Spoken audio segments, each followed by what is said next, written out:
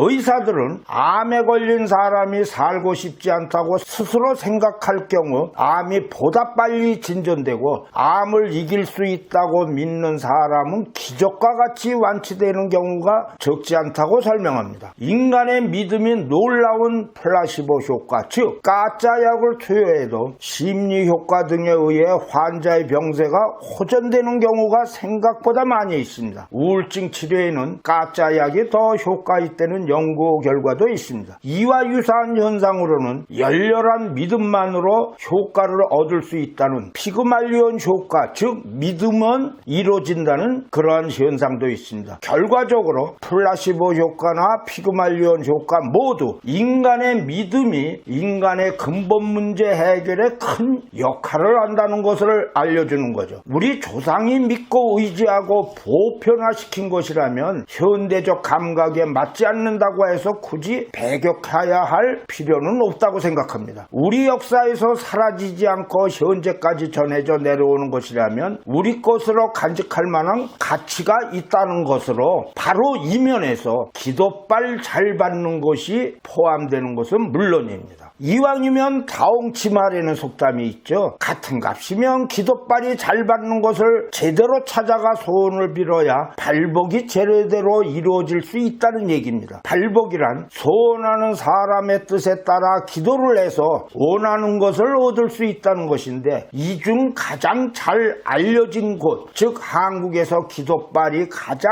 잘 받는 곳은 여러 곳인데 그 중에서도 관음보살이 있는 곳이 매우 유명합니다. 관음보살은 중생의 괴로움을 구제하는 보살인데 다시 말해 소원을 들어주는 보살로 우리 인간들의 삶과 가장 친숙한 보살입니다. 관음보살로 특히 유명한 사찰로 3대 관음성지, 즉 기도빨이 잘 듣는 곳으로 남해 금산의 보리양, 강원도 양양 낙산사의 홍련암, 강화도 봉은사를 꼽습니다. 여기에서 전남 여수 항일엄을 더해 4대 관음성지라고도 하지요. 우리에게 익숙한 불경의 한 대목 나무관세음 보살은 관세음 보살에게 귀의옵니다란 뜻인데 사찰에서 대부분 관음보살을 모신 법당인 관음전을 두고 있는 이유입니다. 관음전이 없으면 대웅정 부처 옆에 관음보살이 있습니다. 어머니처럼 인자한 모습으로 왼손에 연꽃을 들고 있는 불상이 관음보살입니다. 그런데 이들 관음성지의 공통된 특징은 모두 바다에 접해 있다는 점으로 이들 관음상은 해수 관음상입니다. 조용원 박사는 바닷가에 있는 불교 사찰과 산속에 있는 사찰과의 차이점은 물이라고 적었습니다. 수행처 주위에 물이 있고 없고는 그 사람의 정신세계에 영향을 미치는 방향이 다르다는 설명으로 물이 있으면 수기가 보충된다는 겁니다. 수기가 있어야 불기운을 조절할 수 있는데 불은 상승작용을 하고 물은 하강작용을 합니다. 불이 많고 물이 적으면 상승만 있고 하강은 없다는 뜻이죠. 물론 하강이 없는 상승은 무리가 따르게 마련입니다. 특히 바닷가는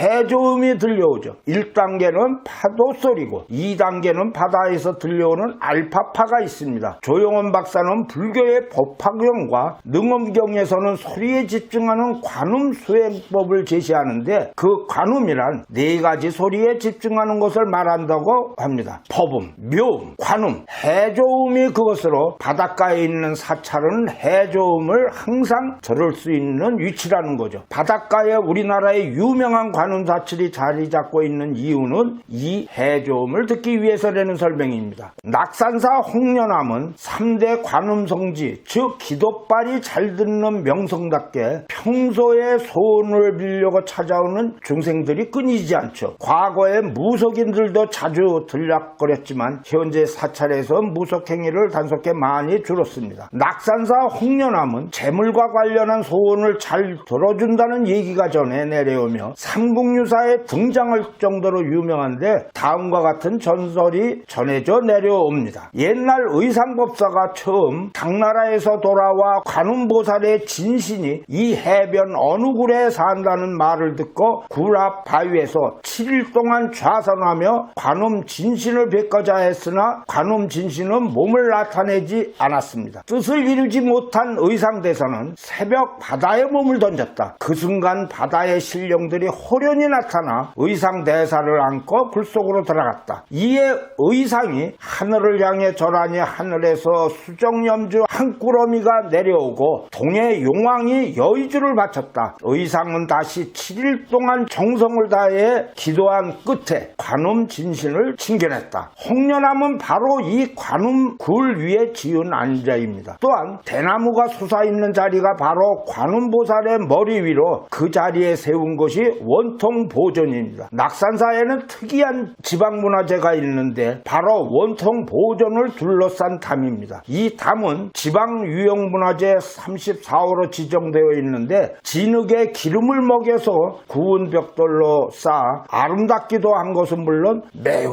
튼튼하죠. 홍련암에 가면 법당 마룻바닥에 8cm 크기의 구멍이 뚫려 있는데 그 아래로 절벽에 부딪히는 거센 파도가 보입니다. 2005년 화재로 낙산사 가람 대부분이 불에 탔지만 홍련암은 화를 면했다고 합니다. 16m 높이의 해수 관음상은 홍련암에서 20분 정도 낙가산을 오르면 나타납니다. 해안 절벽이라 바닷바람이 몰아치면 몸을 가누고 서 있기도 힘든 곳이지만 소원을 비는 중생이 끊이지 않습니다. 해수 관음상에서 원통보전까지 산길로 이어지는데 이 길 이름이 바로 꿈이 이루어지는 길입니다.